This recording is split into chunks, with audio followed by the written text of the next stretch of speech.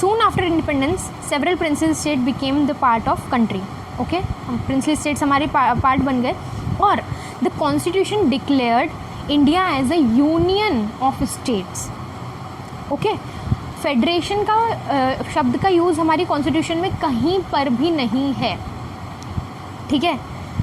Okay, although it did not use the word federation, the Indian Union is based on the principles of federalism. हमने federal इस ज़रूरी नहीं कि शब्द का यूज़ करें, हमने उन प्रिंसिपल्स को, जो फेडरलिज़म के खासियतें हैं, उसको अपने सिस्टम में यूज़ किया है, और हम अपने देश को यूनियन ऑफ स्टेट्स कहते हैं, ठीक है ना, union of states. Okay, now अब हमारे कॉन्स्टिट्यूशन में पहले 1992 तक 2 टायर सिस्टम थे, ठीक है, सेंट्रल गवर्नमेंट और स्टेट गवर्नमेंट. बाद में हमारे कॉन्स्टिट्यूशन में एक और जो है, 1992 में एक 3rd टायर जोड़ा गया, ठीक है. किस फॉर्म में? म्यूनसिपैलिटीज़ और पंचायत, ठीक है. गाँव में पंचायत, ग्राम पंचायत जिसको हम कहते हैं, और जो शहर हैं वहाँ पे नगर पंचायत या नगर निगम, ठीक है, म्यूनसिपैलिटीज़. सो इनका जुरिस्डिक्शन का एरिया अपना अपना होता है, ठीक है. ये एक बहुत ही सिंपल सी चीज़ है कि हम जितना ज़्यादा छोटे एरियाज़ में जो है गवर्नमेंट की बॉडीज़ को रखेंगे, उतना ज़्यादा हम डेमोक्रेसी के नियर जाते जाएंगे, पास जाते जाएंगे, क्योंकि हम लोगों तक सरकार को पहुंचा पाएंगे. सही है ना. ग्राम पंचायत में मैं सबसे नियरेस्ट मैं सरकार तक अगर पहुंच सकती हूँ तो वो ग्राम पंचायत के थ्रू पहुंच सकती हूँ, अगर मैं गांव में रहती हूँ, ठीक है. Now the constitution clearly provided a threefold distribution of legislative powers between the union government and the state government. तो जो कॉन्स्टिट्यूशन है वो एक 3 टायर यानी कि 3 लेवल की डिस्ट्रीब्यूशन को बताता है. मैंने तुमको पहले बताया था कि जो सेंट्रल गवर्नमेंट और स्टेट गवर्नमेंट के पास अलग अलग पावर्स होती है, तो वो क्या अलग अलग पावर्स होती हैं वो मैंने तुमको बताया नहीं था ना, तो वो मैं अभी बताऊंगी, ठीक है. तो कैसे अलग अलग पावर्स होती हैं वो देखो. एक है यूनियन लिस्ट. ये बहुत ही प्यारा सिस्टम है. यूनियन लिस्ट में क्या होता है? It includes two subjects which are of national importance, ठीक है, यानी ऐसे सब्जेक्ट्स जो कि पूरे के पूरे नेशन को एक साथ अफेक्ट करते हैं. बात समझ में आ रही है? जैसे एग्जांपल देखो, डिफेंस, ठीक है. मिलिट्री जो है वो बॉर्डर्स पे लगी हुई है, मिलिट्री, नेवी, एयरफोर्स, ठीक है. ये जो है ये इंडिया की जो बाउंड्रीज़ हैं उसकी प्रोटेक्शन के लिए लगे हुए हैं. तो क्या डिफेंस का जो पावर है वो किसी स्टेट के पास हो सकता है क्या? ये बताओ. नहीं हो सकता, क्योंकि ये देश की बात है ऑन अ होल, ठीक है.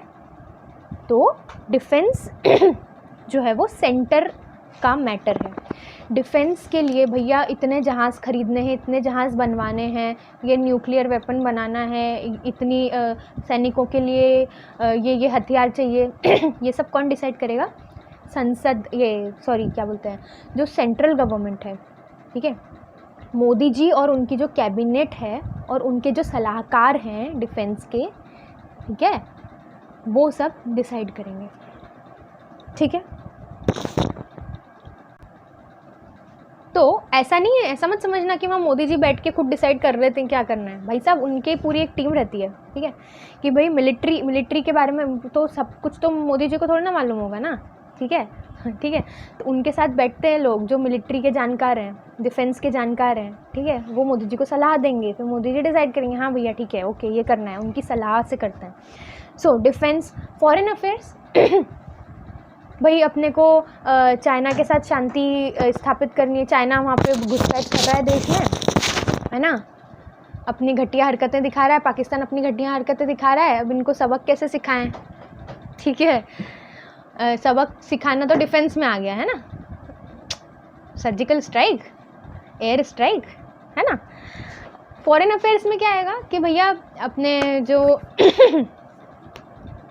फॉरेन मिनिस्टर हैं, वो भाई साहब क्या बोलते हैं, दूसरे देश में जो दूसरे देश के फॉरेन मिनिस्टर हैं उनके साथ बातचीत करेंगे, देखिए भैया आप सुधर जाइए, नहीं तो आपको पता ही है हमने कैसी कैसी स्ट्राइक्स करी हैं आपके ऊपर। शांति समझौता जिसको कहते हैं, है ना। ये एक फॉरेन अफेयर का एग्जाम्पल है। और क्या है फॉरेन अफेयर भाई? मोदी जी अलग अलग देशों में जाते रहते हैं, है ना, तो घूमने नहीं जाते हैं भाई साहब, ठीक है, रिलेशन इस्टेब्लिश करने जाते हैं, दूसरे देशों के साथ संबंधों को बढ़िया एकदम फ्रेंडली कर लो, जो अच्छे देश हैं उनके साथ, ताकि कभी ज़रूरत पड़े, कैसे ज़रूरत पड़ सकती है, जैसे भाई अभी है है ना, अभी क्या हुआ, अमेरिका के साथ अपने अच्छे रिलेशन बन गए हैं ना, मोदी जी ने बड़े अच्छे ट्रम्प साहब से अच्छे गले वले मिल लिए, ये कर लिया, ये क्या हुआ, रिलेशन इस्टेब्लिश किया, समझ गए, ट्रम्प के साथ। अब क्या, अमेरिका ने खुद होके भैया दवाइयाँ मांगी। अब अमेरिका जो है वो अगर पाकिस्तान अभी भी आतंकवाद करने से बच थोड़ी ना रहा है पाकिस्तान, तो अगर कभी पाकिस्तान के ख़िलाफ़ आवाज़ उठानी होगी तो अमेरिका पूरा साथ देता है भारत का। जब ट्रम्प भारत आए थे अभी, ठीक है, तो उन्होंने क्लियर कहा, बिल्कुल साफ बोल दिया कि पाकिस्तान जो है वो आतंकवाद फैलाने वाला देश है। ये क्या इंडिकेट कर रहा है? ये इंडिकेट कर रहा है कि अमेरिका हमारे सपोर्ट में है पाकिस्तान के ख़िलाफ़, या किसी भी उस देश के ख़िलाफ़ जो हमारे साथ बुरा करने की सोच सकता है या आतंकवाद फैलाता है, ठीक है। तो ये क्या करता है, हमारी कंट्री को एक सेफ्टी देता है। हमारे जब फ्रेंड्स देश बढ़ते हैं तो हमें एक सेफ्टी मिलती है, हमें उनसे मिलिट्री सहायता मिलती है, बहुत सारी बातें होती हैं, ठीक है। कोई पर्सनल फ्रेंडशिप नहीं बनाई है मोदी जी ने ट्रम्प के साथ, ठीक है, नेशनल दोस्ती बनाई है, ओके, इंटरनेशनल दोस्ती है ये। तो Trump will always support Modi, okay, Modi will support Trump. कैसे? अभी जैसे बताया मैंने तुमको, कोरोना के टाइम सबसे इम्पॉर्टेंट दवाइयाँ जो है वो अमेरिका को देना, लेकिन वो भी शर्तों के साथ। सो ये होता है फॉरेन अफेयर्स। तो ये क्या कोई स्टेट का मुख्यमंत्री जाके करेगा क्या? सोच के देखो, करेगा क्या? नहीं करेगा। उसका जुरिस्डिक्शन क्या है? स्टेट की बाउंड्रीज के अंदर के काम, समझ गए। सो फॉरेन अफेयर्स हो गया। अब बैंकिंग, ठीक है, बैंकिंग भैया क्या है? बैंकिंग में सबसे ऊपर कौन आता है? Reserve bank of India. Reserve bank of India जो है वो बाकी बैंक्स को, जो जितने भी प्राइवेट बैंक्स हैं उनको पैसा देती है। रिज़र्व बैंक ऑफ इंडिया में सारा पैसा है, एक तरीके से समझ लो, ठीक है। तो बैंकिंग सिस्टम जो है वो भी किसके हाथ में? सेंटर के हाथ में होता है। और सेंट्रल बैंकिंग जो है वो बैंक जो है वो RBI है, ठीक है। नाउ कम्युनिकेशन, ठीक है। कम्युनिकेशन मतलब कि जैसे जो भी हमारे क्या बोलना चाहिए, फ़ोन लाइंस है ना, और जितने भी सैटेलाइट्स के साथ जो कनेक्शंस हैं, ठीक है, वो सारा कम्युनिकेशन जो है वो भी सेंट्रल लिस्ट में आता है। करेंसी ऑब्वियसली, ठीक है, ऑब्वियसली कोई स्टेट करेंसी छाप सकता है क्या अपनी खुद की, कि चलो यार अब ये वाले स्टेट की ये करेंसी, ये वाले स्टेट की ये करेंसी, ऐसा है क्या? नहीं। We have a uniform system of currency throughout the country, ठीक है। जो 100 रुपीज़ का नोट इस स्टेट में चलेगा वही उस स्टेट में चलेगा, वेरी बेसिक थिंग। पूरी कंट्री के अंदर वही चलेगा, यूनिफॉर्म सिस्टम, ठीक है। सो तुम ये देख रहे होगे, है ना, जो बैंकिंग में भी देखो यूनिफॉर्मिटी होनी चाहिए पूरे देश में। ऐसा नहीं कि भाई इस स्टेट की समस्याएं अलग है तो यहाँ बैंकिंग सिस्टम अलग रख दो, यहाँ करेंसी सिस्टम अलग रख दो, यहाँ कम्युनिकेशन सिस्टम अलग रख दो। Defence, foreign affairs, banking, communication, currency, ये सारे ऐसे मामले हैं जो पूरे राष्ट्रीय लेवल पे यूनिफॉर्मली, यानी एक ही जैसे हर एक के लिए होना चाहिए, समझ गए। So, to maintain uniformity all over the country, these matters are included in the union list. ठीक है। और the union government alone can make laws relating to the subjects mentioned in the union list. So only center can make the laws on the above subjects. इसमें कोई state interfere नहीं कर सकता भाई साहब। कि भाई आप ये मत करो, या डिफेंस में ये मत करो, या करेंसी ये मत करो, मत। पूरा अधिकार किसके पास है? सेंटर के पास। इसमें कोई भी स्टेट ऑब्जेक्शन नहीं उठा सकता है, समझ गए? अब देखो स्टेट लिस्ट देखना आप, ठीक है। स्टेट लिस्ट में क्या पावर्स दी हुई है? It contains subjects of local और स्टेट इम्पोर्टेंस, ठीक है, सब्जेक्ट्स ऑफ लोकल और स्टेट इम्पोर्टेंस, ठीक है। अब देखो हर स्टेट में तुम लिस्ट आउट करना खुद से, ठीक है, कि हर स्टेट का अपना क्या अलग प्रॉब्लम हो सकता है। ओके, तो स्टेट लिस्ट में देखो क्या कहता है। पुलिस, देखो पुलिस जो है वो हर एक स्टेट की अलग होती है। महाराष्ट्र पुलिस, पंजाब पुलिस, ठीक है। क्यों? क्योंकि पुलिस को जो है अपने स्टेट के अंदर जो कानून व्यवस्था है उसको देखना है। पुलिस नेशनल लेवल पे नहीं हो सकती। नेशनल लेवल पे कौन सी है? इन्वेस्टिगेटिंग एजेंसी जो होती है सीबीआई, ठीक है, आईबी, ठीक है, इन्वेस्टिगेटिंग ब्यूरो। ये जो हैं ये एजेंसीज नेशनल लेवल की होती है, यूनिफॉर्म होती हैं। यानी कि सीबीआई जो है वो किसी भी स्टेट में जाकर जो है इन्वेस्टिगेशन कर सकता है। लेकिन पुलिस जो है, पुलिस की पावर्स एक स्टेट के अंदर सीमित होती हैं, ठीक है, ताकि इस जगह की पुलिस का इंटरफेरेंस इधर ना हो, ठीक है। ये पावर का डिवीजन है सिंपली। ट्रेड, ठीक है, कॉमर्स, ठीक है। क्यों? क्योंकि देखो अब जैसे केला है, ठीक है, केला जो है वो महाराष्ट्र में बहुत होता है, तो भाई इसकी ट्रेडिंग कैसे करनी है ना, उसका कॉस्ट क्या निर्धारित करेंगे केले का, ठीक है। तो ये कोई सेंटर थोड़ा ना डिसाइड करेगा, समझ रहे हो ना बात को। ये ट्रेड कैसे करना है ना। संतरे होते हैं बहुत सारे यहाँ पे रत्नागिरी आम होते हैं, तो इसकी ट्रेडिंग कैसे होगी तो ये महाराष्ट्र सरकार डिसाइड करेगी, ना कि सेंटर में बैठ के डिसाइड होगा। समझ गए ना बात को। कॉमर्स भी उसी में आता है, यानी जो इकोनॉमिक गतिविधियाँ हैं उसमें। एग्रीकल्चर, इससे तुम सबसे अच्छे से समझ पाओगे। भाई केरला में तो कोकोनट होता है। केरला में क्या की खेती होती है? सबसे ज़्यादा कोकोनट की होती है, ठीक है। जबकि जम्मू कश्मीर में कुछ खेती होती है क्या? वहाँ तो एप्पल होता है बस, ठीक है। फिर तुम इधर आ जाओ, क्या बोलते हैं, वेस्ट बंगाल, तो यहाँ पे तो बहुत चावल होता है ना। राजस्थान चले जाओ, वहाँ कुछ नहीं होता, मूंगफली शायद नहीं, मूंगफली गुजरात में होती है। तो हर एक राज्य का अलग अलग अनाज जो उत्पादन करते हैं वो हर एक राज्य का अलग अलग है। तो इसलिए जो मुख्यमंत्री है और जो विधानसभाएँ हैं, लेजिस्लेटिव असेंबलीज़ हैं, जो राज्य हैं, वो डिसाइड करेंगे कि हमारे यहाँ पे एग्रीकल्चर के लिए क्या चीज़ें करनी हैं, मेरे किसानों को क्या आवश्यकता है एग्रीकल्चर में अच्छा करने के लिए। आसाम में तो चाय उगती है, तो क्या सेंटर डिसाइड करेगा? क्या सेंटर डिसाइड कर ही नहीं सकता एग्रीकल्चर के बारे में। सिर्फ इतना कर सकता है कि हाँ, हमने किसानों को जो है, जैसे किसान सम्मान निधि एक योजना चलती है, तो उसमें डायरेक्टली किसान के खाते में पैसे जमा किए जाते हैं। तो सेंटर ज़्यादा नहीं कर सकता है। स्टेट अपने स्टेट की बाउंड्रीज़ के अंदर जो किसान हैं उनकी समस्याओं को ज़्यादा अच्छे से समझ के उनके लिए काम कर सकता है, उनके लिए कानून बनाएगा, कानून नहीं, मतलब उनके लिए फैसिलिटीज़ जो है बनाएगा। किस फॉर्म में? योजनाओं के फॉर्म में, ठीक है, कि जो है गन्ना उत्पादन करने वाले जो किसान हैं उनके गन्ने को सरकार खरीदेगी, इतना इतना पैसा देगी। इस तरीके से योजनाएं बनती हैं। और हर एक स्टेट की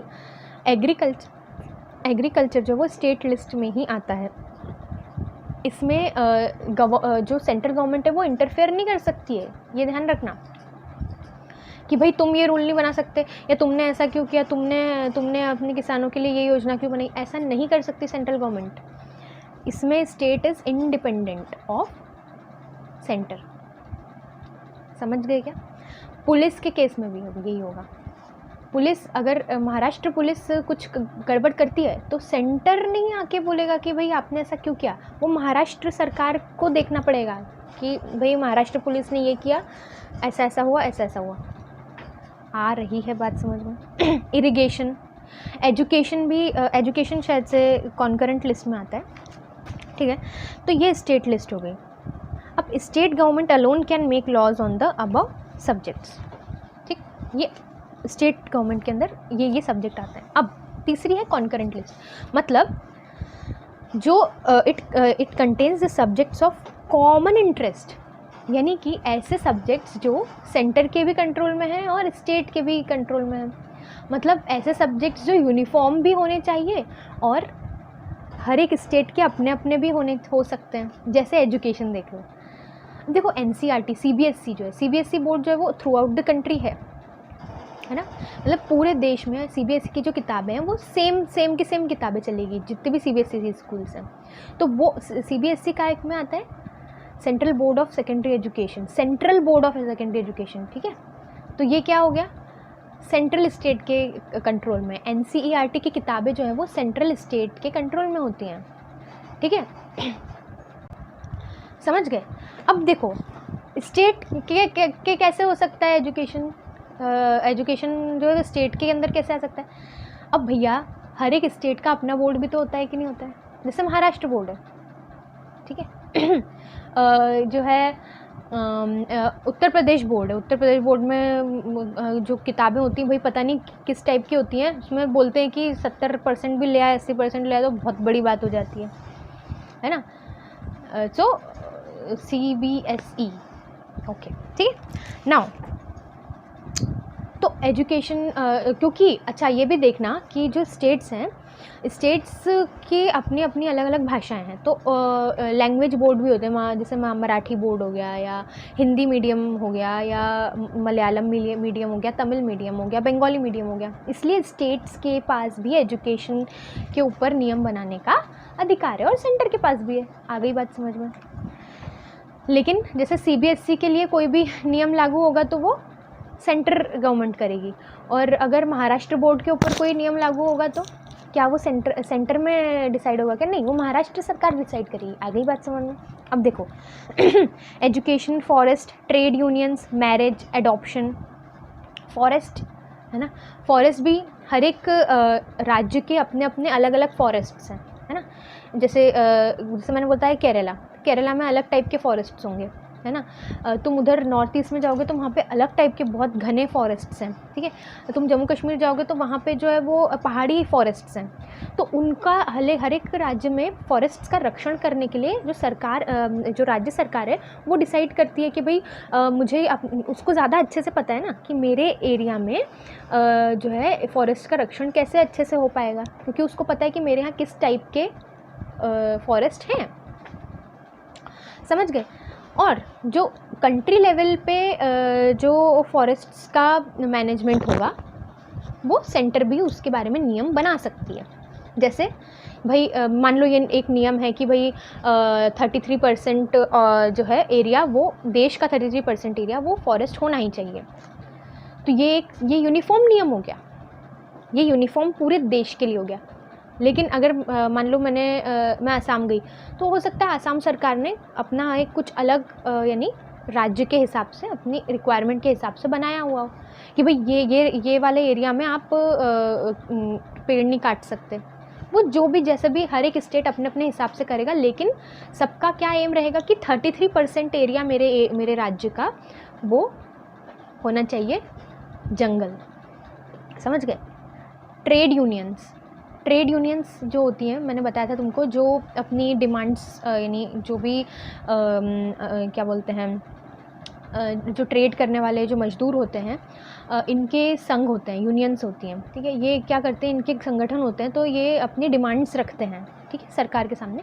तो ये स्टेट्स में भी हो सकते हैं, जो राज्य सरकार से डिमांड भी कर सकते हैं और केंद्र सरकार से भी डिमांड कर सकते हैं। तो इसलिए ट्रेड यूनियंस की जो बातें हैं वो कॉन्करेंट लिस्ट में आती हैं। मैरिज, एडॉप्शन, यानी मैरिज के बारे में अगर कोई कानून बनेगा तो वो सेंटर के पास भी है उसको वो कानून बनाने का अधिकार, और जो है राज्य सरकार भी उस बारे में कुछ डिसीजन ले सकती है।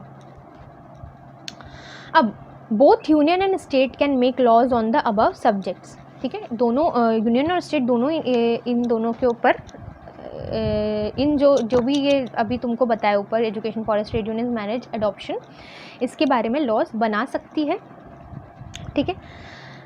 But if there is a conflict between state and centre, है ना, मान लो कि एक कोई लॉ बनाया गया, ठीक है, मान लो कि फॉरेस्ट के ऊपर एक लॉ बनाना है कि भाई आज के बाद से फॉरेस्ट में यानी मान लो यही रूल बना रहा है कि 33% से बढ़ाकर हम 40% कर रहे हैं कि 40% फॉरेस्ट एरिया आपके यहाँ होना चाहिए। उसके लिए आपको जो है अपने अपने राज्यों में क्या करना होगा, फॉरेस्टेशन करवाना मतलब प्लांटेशंस करवाना, ठीक है। और जो इंडस्ट्रीज़ हैं उनको फॉरेस्ट्स काटने से रोकना, ठीक है। फॉरेस्ट किस लिए कटते हैं कि भाई मेरे को नए बिल्डिंग्स बनानी है, मुझे नई इंडस्ट्री खोलनी है, ठीक है, रोड्स बनाना है, तो भाई हर राज्य को ये कोशिश करनी है कि वो पेड़ों को न काटे, फॉरेस्टेशन करे, ज़्यादा से ज़्यादा प्लांटेशन करे और 40% तक करना है। अब मान लो कि जो है स्टेट्स इसे नहीं मान रहे हैं, ठीक है, हो सकता है ना कॉन्फ्लिक्ट भी हो, ठीक है, हो सकता है कॉन्फ्लिक्ट हो कि भाई नहीं हम नहीं मानते, मान लो 3-4 राज्य नहीं मान रहे या बहुत सारे राज्य नहीं मान रहे, ठीक है। तो जनरली ऐसा होता है कि जो लॉ सेंटर ने बनाया हुआ है, ठीक है, जो लॉ सेंटर बोल रहा है उसी को माना जाता है, ठीक है। तो तुमको समझ में आ गया what is union list, what is state list और व्हाट इज़ कॉन्करेंट लिस्ट, ठीक है। तो बेसिकली हमारे देश में सेंटर जो है वो स्टेट से ज़्यादा पावरफुल है, तुम बोल सकते हो, है ना। बट बहुत सारे मामलों में जो स्टेट्स हैं उनके पास इंडिपेंडेंट पावर्स होती हैं, कुछ केसेस में जो हमने अभी देखे। नाउ एक आखिरी लिस्ट होती है, so what about the subjects that do not fall in any of the above lists. ऐसे जो मामले जो इनमें से किसी भी लिस्ट में नहीं आते हैं उनका क्या होगा, तो उनको कहते हैं, या जो नए होंगे अभी, जैसे टेक्नोलॉजी और सॉफ्टवेयर, ठीक है, कंप्यूटर सॉफ्टवेयर, साइबर क्राइम, ये सब क्या होगा, ये नए नए, ये तो तब नहीं थे ना जब आज़ाद हुए थे हम, तब तो ये तो कॉन्स्टिट्यूशन कब बना हुआ है, ये तो 1950 में बना था, तो तब तो ये सब नहीं था ना, इतनी टेक्नोलॉजी। तो अभी बहुत सारी चीज़ें बढ़ गई हैं, तो ये सब काय में आएगा, ठीक है। जब नई चीज़ें ऐड होंगी, नई टेक्नोलॉजी आएगी और दूसरी चीज़ें ऐड होंगी, तो वो सब हम काय में ऐड करेंगे, तो that is called residuary list, ठीक है। It contains the new subjects और subjects made after the making of the constitution, ठीक है। सो किसके पास पावर है रेसिड्यूरी लिस्ट के लिए?